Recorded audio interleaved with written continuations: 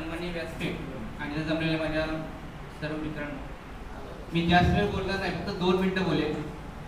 साहेबांची माझी पहिली ओळख जी आहे ती 25 ऑक्टोबर 2010 त्या दिवसापासून साहेबांबरोबर होत्या. साहेबांनी माझ्याकडे काम सोपवलं होतं की साहेबांना एक सवय चांगली होती की त्यांनी त्यांच्या पर्सनल डायरी लिहिल्या होत्या आणि त्या डायऱ्या सर्व माझ्याकडे दिल्या होती आणि त्यांनी सांगितलं की सर, या डायऱ्या ज्या आहेत या पेज मागं पुढे झालेल्या आहेत, फक्त तुम्ही सिक्वेन्स लावा आणि ती लिहून काढा. तर मी 2 वर्ष ती लिहिलेलं आहे.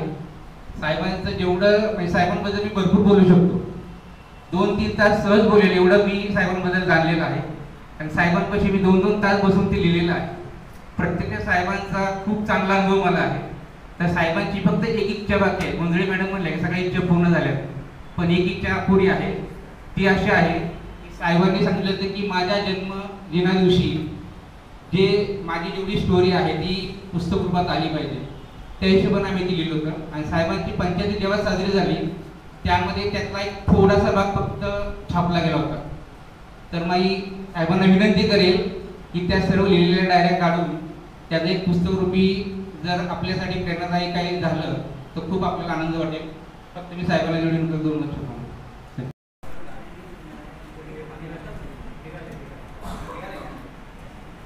सर, एक्चुअल में इनके लिए बोलने के तो बहुत कुछ है, बहुत टाइम चाहिए इसके लिए, लेकिन मेरा मानना ये है कि इनके अंदर जितनी भी बहुत सारी अच्छाई में से आप हर साल इनके बारे में हम बात करते हैं. अगर 1 साल में इनकी एक अच्छाई को हम अपनी लाइफ में ऐड कर लो तो आप इनके कितनी सारी अच्छाई को अपने अंदर ऐड कर लेंगे, तो उससे शायद अपने में भी पॉजिटिव थिंकिंग आएगी, पॉजिटिव चीज़ आएगी और ये चीज़ से उनको भी बेनिफिट है. अब वो अच्छाई से कितने लोग को कितना बेनिफिट मिलेगा हम सोच भी नहीं सकते. जैसे अभी मैडम ने बोला कि एक रिक्शे वाले ने इनके बारे में कुछ बोला, कई स्टूडेंट है जो इनके बारे में बहुत सारी अच्छाई को ऑब्जर्व करती है और अपनी जब अच्छाई को ऑब्जर्व करती है तो वो अपने लाइफ में अपने को ऐड करना चाहिए, क्योंकि इसमें इनका भी फायदा है, ऐड करने वालों का भी फायदा है और वो अच्छाई को ऐड करने से कितने लोगों का फायदा है हम सोच भी नहीं सकते. तो ये बहुत सारी चीज़ में से एक चीज़ मेरे ये समझ में आ रही है और इसी के बारे में और इनके बारे में बोलने के लिए बहुत टाइम चाहिए और इतना टाइम शायद अपने पास नहीं है कि एक आदमी अपनी अपनी सोच को यहाँ पे बता सके. Thank you. सन्मान्य व्यासपीठ आणि सर्व प्राध्यापक, सर्वांना नमस्कार. साहेबांबद्दल जर सांगायचं, दोन्ही साहेब पंडित शेट्टी इलेक्शन असू द्या ते साहेबांचं राजकारण असतं, याच्यात 1995 पासून मी या लोकांबरोबर आहे आजपर्यंत. साहेबांचे खूप असे अनुभव आहेत की जे आता त्याच्याचे काही जे उदाहरण आहे, कुठेही गेलं तर साहेबांबद्दल जो आदर आहे लोकांचा तो जबरदस्त होता. आणि त्याचप्रमाणे त्यांच्या नावाने नंतर चौगुलेंच्या याच्यातले का हो इतका आदर मिळायचा, इतका रिस्पेक्ट मिळायचा आणि कामं बराबर व्हायची. मग ते रेशनिंग ऑफिसर असू द्या, जिल्हा परिषद पंचायत समितीचा प्रश्न नाही, त्यांची इच्छा होती की आपण शैक्षणिक कार्य करत आहोत ते चांगल्या प्रकारे पुढे व्हावं ही त्यांची सदिच्छा होती. आणि ते काम आपले जे आताचे अध्यक्ष साहेब आहे, सेक्रेटरी सुभाष शेट्टी, चंद्रपाल शेट्टी, श्याम शेट्टी, शशी भाऊ, हे सगळं आणि तुम्ही लोक पण सगळे साथ देत आहे आणि ते काम चांगल्या प्रकारे पुढे नेण्याचा आपण प्रयत्न करतोय. जे काम चांगलं होईल हीच खरी श्रद्धांजली म्हणून आपण एवरीवन.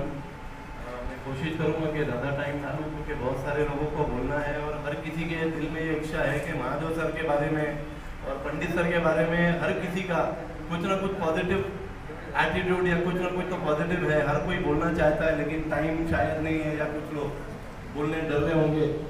मैं कोशिश करूंगा ज़्यादा नहीं बोलूं, लेकिन इतना ज़रूर बोलूंगा कि महादेव सर और पंडित सर ये जितनी बड़ी पर्सनालिटी थे, इन्होंने कभी भी ये नहीं देखा कि हमारे सामने ये इतने सारे लोग हैं, हम लोग चाहे टीचर हो चाहे जितने भी लोग यहाँ पर बैठे हो, सब इन दोनों पर्सनालिटीज से उम्र में और एक्सपीरियंस में बहुत छोटे, लेकिन मैंने एक चीज ये दोनों पर्सनालिटीज में कॉमन देखी है कि ये दोनों पर्सनालिटीज जब भी कॉलेज में आते थे, जिसके भी साथ में इंटरेक्शन करते थे, कभी भी उन लोगों को इन दोनों ने बेइज्जती नहीं की। हर किसी को इतनी इज्जत दी है, और बाहर से भी जब भी कोई छोटा रिप्रेजेंटेटिव आता था, ये दोनों शख्सियतों ने, पर्सनालिटीज ने इतनी इज्जत दी है कि सामने वाला सोचने पे मजबूर हो जाता था कि यार ये पर्सनालिटी क्या है, इन्होंने हमको इतनी इज्जत दी है, इतनी इज्जत तो हमको कभी भी कहीं पे नहीं मिली। ये चीज इन लोगों के अंदर मैंने देखा है। और जब भी महादेव सर हमारे पास आते थे, कभी भी ये नहीं बोलते थे कि तुम खड़े हो जाओ या तुम्हारी कुर्सी पे हमको बैठना है, ये हमेशा हमको अपनी कुर्सी पे बैठे रहने देते थे और साइड में दूसरी चेयर लेकर बैठते थे। ऐसा कभी भी इन्होंने नहीं दिखाया कि भाई हमारे लिए स्पेशल चेयर होना चाहिए, मैं इस कॉलेज का ट्रस्टी हूँ, मैं बहुत बड़ा आदमी हूँ, कभी भी इन्होंने ऐसी चीज नहीं दिखाई। तो एक चीज है, मैं फाइनली बोल के खत्म करूंगा कि इन लोगों ने हमको ये सबक सिखाया है कि इज्जत देंगे तो इज्जत मिलेगी।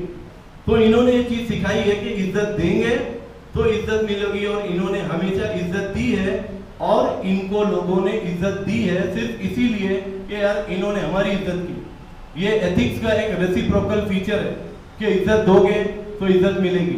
जैसा सामने वाले के साथ में बिहेवियर करोगे, वैसा तुम्हारे साथ में भी बिहेवियर होगा।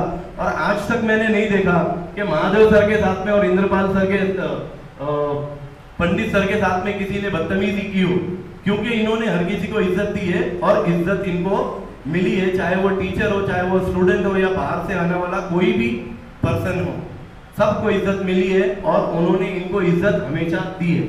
मैं ज़्यादा बोलने की कोशिश नहीं करूंगा, इच्छा तो बहुत सारी है, लेकिन बहुत सारे लोगों को बोलना है, मुझसे बड़े बड़े लोग भी हैं, उनको भी बोलना है। तो यहाँ पर मैं अपना ये 2 शब्द खत्म करता हूँ।